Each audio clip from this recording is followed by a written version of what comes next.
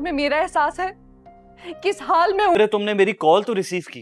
मैं तुमसे बात करने के लिए कितना परेशान हो रहा था। हमारी मजबूरी समझने की कोशिश क्यों नहीं कर रहा? कोई मुश्किल सवाल नहीं पूछा जिसका तुम जवाब नहीं दे सकती। मेरे अलावा 2 और जिम्मेदारियां हैं। डर लगता है, पता नहीं अंकल लगेंगे या नहीं।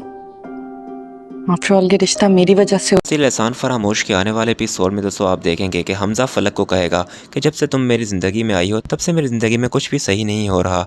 जिस पर दोस्तों फलक कहेगी कि अब इसका जिम्मेदार भी आप मुझे ठहरा दें, जबकि आपके घर में आपकी माँ और आपकी बहन कितना फसाद फैला रही हैं वो आपको नहीं दिख रहा। और एक तो आपने मुझसे माफ़ी भी मंगवाई उनके सामने। इससे तो लाख गुना बेहतर कबीर और आलिया भाभी थे जो कि मुझे इज्जत देते थे। दोस्तों हमजा जैसे ही कबीर का नाम सुनेगा तो उसे कहेगा कि उस शख्स का नाम मेरे सामने मत लो। नवाल और कबीर का जिक्र अब मैं इस घर में ना सुनूं। और फिर दोस्तों वो जाने ही लगेगा तो फलक उसे कहेगी कि मुझे अपनी बेटी की कस्टडी चाहिए और अगर आप केस नहीं करेंगे कबीर पर तो मैं करूंगी। तो हमजा कहेगा कि इस वक्त हमें उन पर केस नहीं करना चाहिए, अभी कारोबार में इतना मसला चल रहा है और अब तुम एक और काम मुझे कह रही हो। और फिर दोस्तों वो वहाँ से जब जाने लगेगा तो फलक कहेगी फिर ठीक है मैं जा रही हूँ, मैं जाकर खुद ही केस करती हूँ उन पर। दोस्तों नवाल को जब ये मालूम लगेगा कि फलक अपनी बेटी अपनी कस्टडी में लेना चाहती है तो दोस्तों वो बहुत ही इमोशनल हो जाएगी। वो कबीर को कहेगी कि इलाम को मैंने कभी फलक की बेटी नहीं समझा, मैंने इसे हमेशा अपनी बेटियों की तरह पाला है और अब मैं इसे फलक को नहीं देना चाहती। जिस पर दोस्तों कबीर को भी ये बात ठीक नहीं लगेगी कि फलक अपनी बेटी को छोड़कर गई थी और अब कैसे उसे अपनी बेटी याद आ गई है। इसलिए वो नवाल को कहेगा कि तुम परेशान मत हो, मैं अपनी बेटी फलक को नहीं दूंगा, मैंने अपने वकील से बात कर ली है और इंशाअल्लाह इलाम की कस्टडी हमें ही मिलेगी।